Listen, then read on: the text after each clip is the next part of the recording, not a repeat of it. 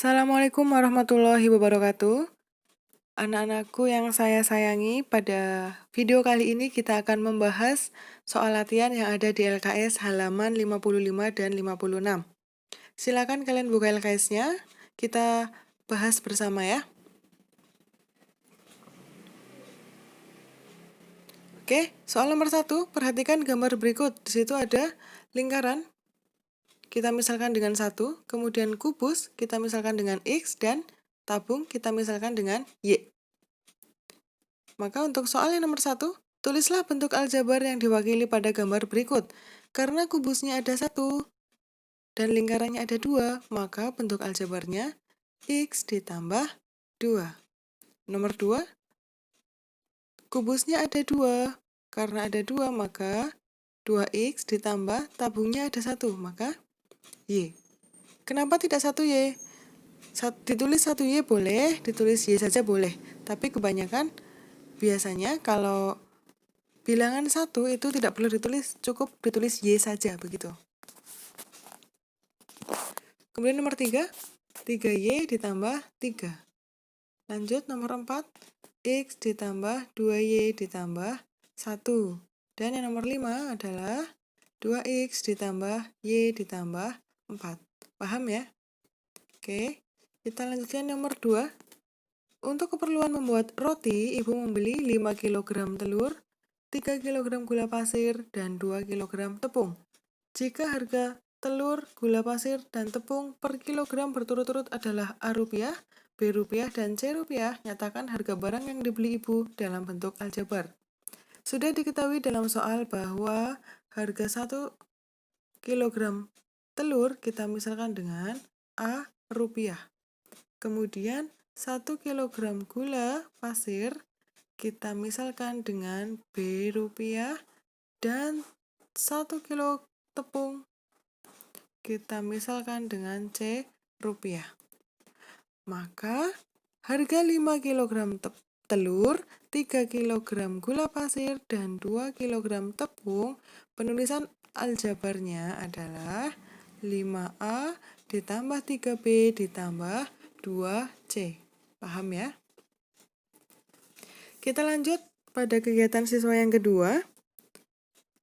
Untuk nomor 1, tentukan banyak suku, variabel, dan konstanta pada bentuk aljabar berikut ini.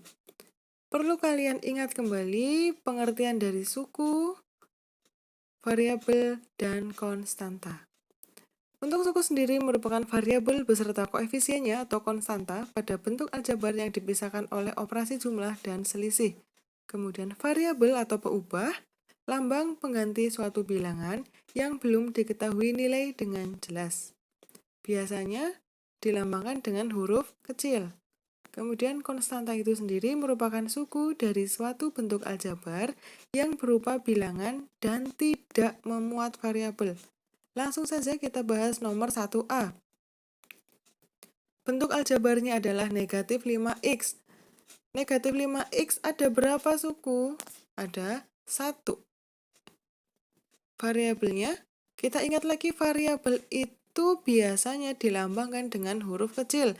Nah, dalam bentuk aljabar negatif 5X, hurufnya siapa di situ? Hurufnya adalah X. Maka X itu sebagai variabelnya.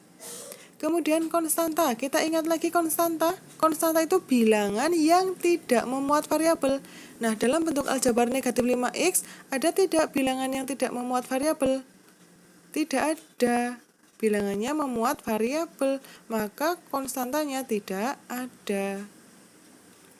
Paham ya? Oke, kita lanjutkan nomor 1 yang B.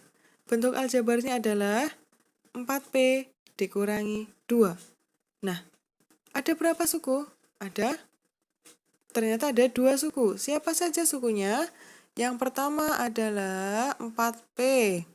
Kemudian suku yang kedua adalah negatif 2. Itu adalah suku dari bentuk aljabar tersebut. Kemudian variabel. Nah, di situ hurufnya siapa? Hurufnya adalah P, maka variabelnya adalah P. Betul. Konstantanya. Konstanta bilangan yang tidak memuat variabel ada tidak? Ada. Siapa? Konstantanya yaitu negatif 2. Paham? Oke, kita lanjutkan. Yang C, 3A ditambah 2B dikurangi 7. Nah, bentuk aljabar tersebut ada berapa sukunya? Ada 3. Siapa saja?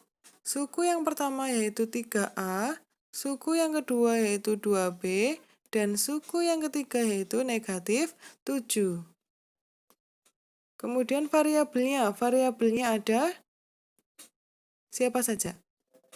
Huruf apa saja di situ? Huruf A dan huruf B. Berarti variabelnya ada A dan B. Konstantanya siapa? Konstantanya yaitu negatif 7. Paham ya? Kemudian yang nomor 1D, bentuk aljabarnya 4P pangkat 2 dikurangi 3PQ ditambah 1Q. Banyaknya suku ada 3. Siapa? 4P pangkat 2, negatif 3P, dan 1Q. Itu sukunya. Nah, variabelnya ada P dan Q. Kemudian konstantanya ada tidak? Tidak ada konstantanya. Semua bilangannya memuat variabel. Jadi, bentuk aljabar tersebut tidak mempunyai konstanta. Lanjut nomor 1 yang E. Bentuk aljabarnya 9K ditambah 8M dikurangi N dikurangi 5. Banyaknya suku ada 4. Yaitu 9K, 8M, negatif N, dan negatif 5. Itu adalah suku-sukunya. Kemudian variabelnya ada K, M, dan N. Konstantanya yaitu negatif 5. Paham ya? Oke, kita lanjutkan yang nomor 2. Tentukan koefisien dari masing-masing variabel pada bentuk aljabar berikut ini. Nomor 2A, bentuk aljabar 2x pangkat 2 ditambah 9. Maka koefisien dari x pangkat 2 adalah 2. Koefisien itu ini. Nah, paham ya? Kita lanjutkan.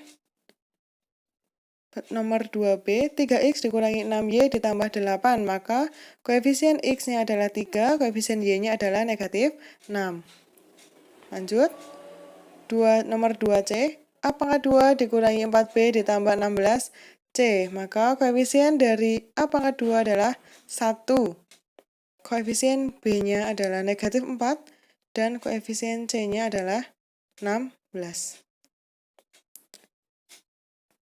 Lanjut nomor 2 yang D. 7M ditambah 8N dikurangi P ditambah 2. Maka koefisien M-nya ini 7. Koefisien N-nya 8 dan koefisien P-nya. Nah, koefisiennya di sini tidak ada bilangannya. Kalau tidak ada bilangannya, artinya adalah 1. Karena di situ negatif P, maka koefisien dari P adalah negatif 1. Kemudian yang terakhir, nomor 2 yang E.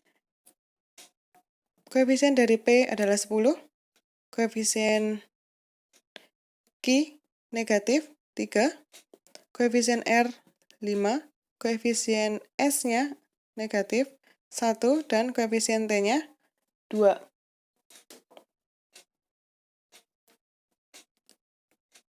Lanjut sekarang yang nomor 3. Menentukan suku-suku yang sejenis dari bentuk aljabar berikut. Nomor 3A. Kalian ingat suku yang sejenis itu merupakan suku yang memiliki variabel dan pangkat dari masing-masing variabelnya sama.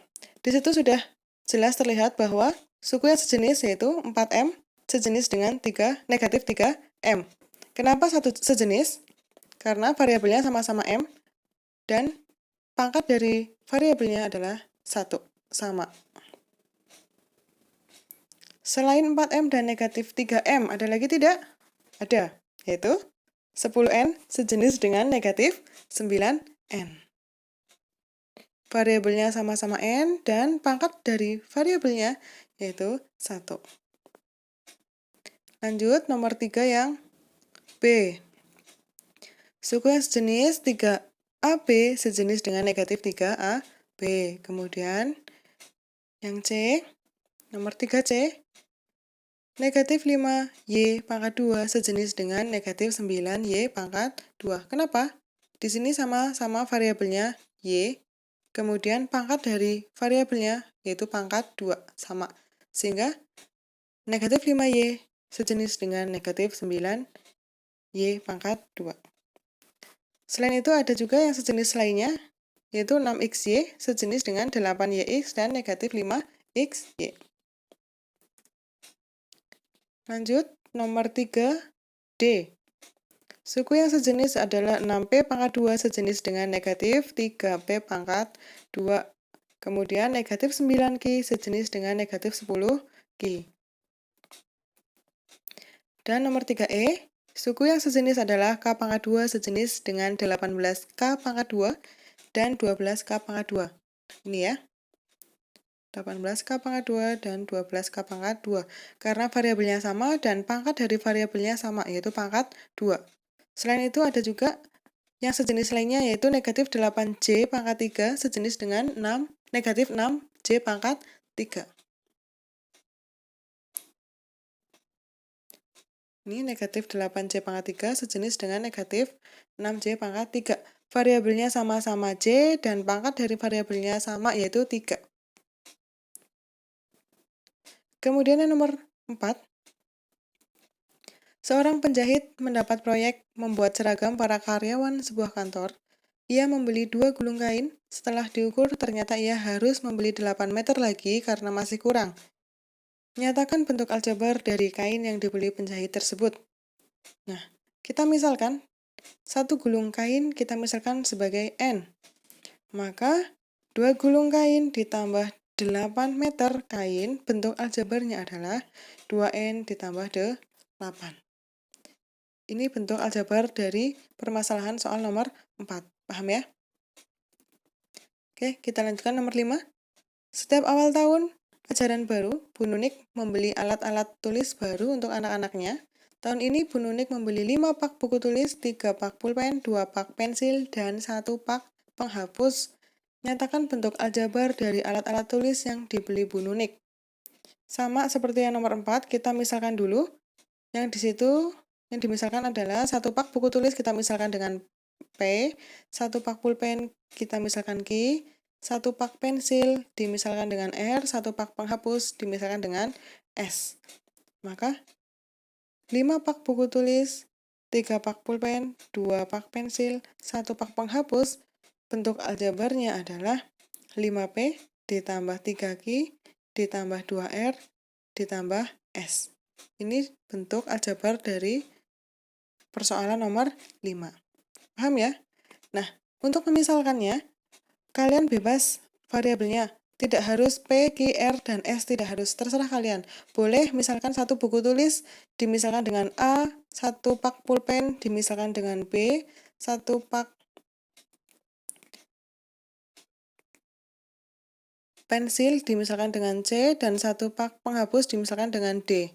Nah, kalau begitu maka bentuk aljabar dari persoalan nomor 5 adalah 5A ditambah 3B ditambah 2C ditambah D. Paham ya? Tidak harus PQRS, bebas. Kalian boleh memisalkan dengan huruf apa saja. Yang penting penulisannya menggunakan huruf kecil.